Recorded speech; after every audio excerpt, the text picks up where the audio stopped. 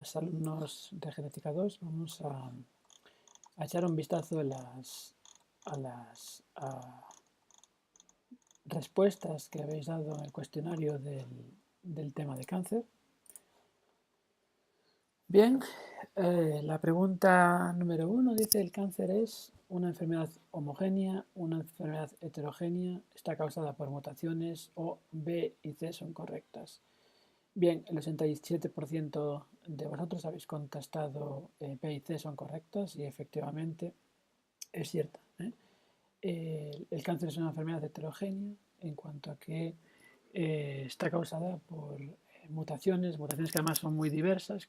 Fijaros que cada clon, digamos, o cada subclon tumoral dentro de un tumor, pues contiene diferentes mutaciones que son las que le confieren pues, una ventaja con respecto a otros subclones de otro mismo tumor que no las tienen, ¿no? Entonces esa es un poco la idea. Es heterogénea en cuanto a que es muy diversa, ¿no? Genéticamente, y además está causado por mutaciones genéticas, como sabéis. La pregunta número 2.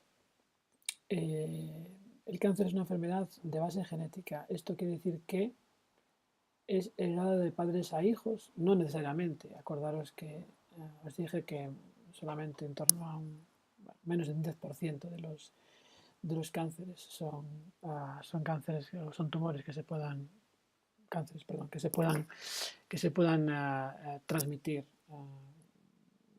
de padres a hijos. Vale. Lo que queremos decir cuando decimos que el cáncer es una enfermedad de base genética es que es causada por mutaciones. ¿De acuerdo? Entonces la B sería correcta.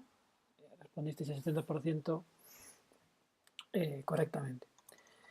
Vamos a la tercera pregunta. Dice: el número de mutaciones genéticas en el cáncer depende del tipo de cáncer, es influido por el ambiente. A y B son correctas o A y B son falsas. Bueno, lo cierto es que las dos son correctas. A y B. ¿Os acordáis que por un lado dijimos que había tipos de cáncer que tenían una tasa de mutación mayor que otros?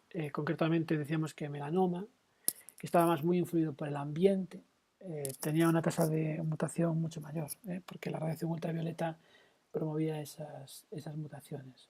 ¿De acuerdo? Y aparte el tipo de cáncer también importante. Habíamos dicho que los tumores pediátricos y las leucemias tenían una tasa de mutación inferior que aquellos que tienen alguna implicación, digamos que está causado por algún agente mutagénico, como es el caso de los melanomas. Entonces, A y B son correctas. Aquí habéis respondido bien también. La pregunta número 4. ¿Cuál de los siguientes tipos de cáncer tiene mayor tasa de mutación somática? ¿Los cánceres de la sangre, los cánceres pediátricos, melanoma, principalmente debido al sol, o el cáncer de mama? Como sabéis, habéis respondido casi todos bien, es el melanoma. Es algo que habíamos visto en una de las primeras clases. El melanoma junto con un subtipo concreto de cáncer colorectal y también en conjunto con tumores de pulmón causados por el tabaco, tenían las tasas de mutación mayores, principalmente debido a los agentes exógenos mutagénicos, como son el tabaco y el caso del melanoma, debido a la radiación ultravioleta del sol. ¿Vale? Entonces, melanoma. Pregunta número 5. Los genes del cáncer sufren driver mutations, mutaciones conductoras, ¿vale? Hay miles en un tumor, son oncogenes y tumosores, ¿vale? Esta es falsa, claramente, porque son oncogenes y genes supresores de tumores, ¿vale? Y A y B son correctas. Bueno, veo que aquí hay un empate entre A y B y A, ¿vale? Aquí la verdadera es que sufren mutaciones conductoras, es la A, ¿vale? Entonces los que habéis contestado A y B son correctas, esta es falsa. La falsa es la primera, sufren driver mutations. ¿Por qué no es verdadera la B? Porque no hay miles de genes de cáncer en un tumor. Es más, ni siquiera conocemos miles de genes del cáncer. Conocemos alrededor de 500 genes del cáncer, nada más. Y dentro de un mismo tumor, los genes de cáncer que se pueden ver afectados, es decir, los oncogenes o los genes supresores que se pueden ver afectados, tienen un número inferior a 10, ¿vale? Normalmente son 2 o 3 genes dentro del mismo tumor.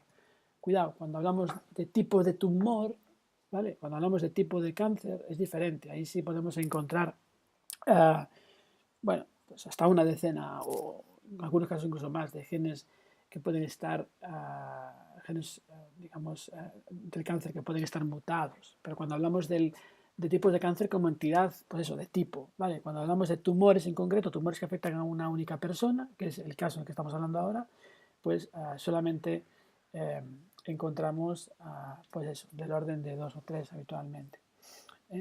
En todo caso, no conocemos miles de genes que están implicados en cáncer, solamente 500, en torno a 500. Entonces, la verdadera es la primera, ¿vale? Los genes del cáncer son las que sufren las mutaciones que conducen hacia la enfermedad. Conducen a la enfermedad. La pregunta número 6. ¿Cuál de los siguientes genes se comporta como un gen supresor de tumores clásico? Vale, la verdadera es la A, retinoblastoma. Vale, que no se os ocurra responder P53, porque os había dicho que P53 podía tener un comportamiento raro, diferente, ¿no? En cuanto a que no siempre se comporta como un gen supresor, sino que en algunas ocasiones podría tener mutaciones activadoras, ¿vale? Es decir, el retinoblastoma RB1 es el gen que se comporta como gen supresor clásico, ¿de acuerdo? Acordaros de esto. Pregunta número 7. ¿El cromosoma Filadelfia tiene actividad supresora? Es falsa, porque tiene actividad oncogénica, ¿vale? ¿Es una translocación entre el 22 y el 9? Sí, efectivamente, es una translocación entre dos cromosomas que se fusionan y forman el cromosoma Filadelfia, ¿vale? Fusionar los genes BCR y ABL también es verdadera. Desde aquí la mayoría habéis fallado. Realmente la verdadera es la última. B y C son correctas, ¿vale? La translocación es una translocación del 22 al 9 y aparte involucra los genes BCR y ABL. Así que mucho cuidado con esto, ¿vale? La pregunta número 8. ¿Cuáles de las siguientes estructuras o patrones son consecuencia de los puentes ruptura-fusión? ¿Vale? Acordaros de los puentes ruptura-fusión que implicaban que cuando se perdía un telómero en un cromosoma, pues durante la replicación del ADN, pues la cromátida hermana podía fusionarse a ese cromosoma que perdió el telómero, formándose un cromosoma mucho más largo y dicéntrico que después rompía, vale, esos son los puentes ruptura-fusión. Veremos un monográfico sobre esto.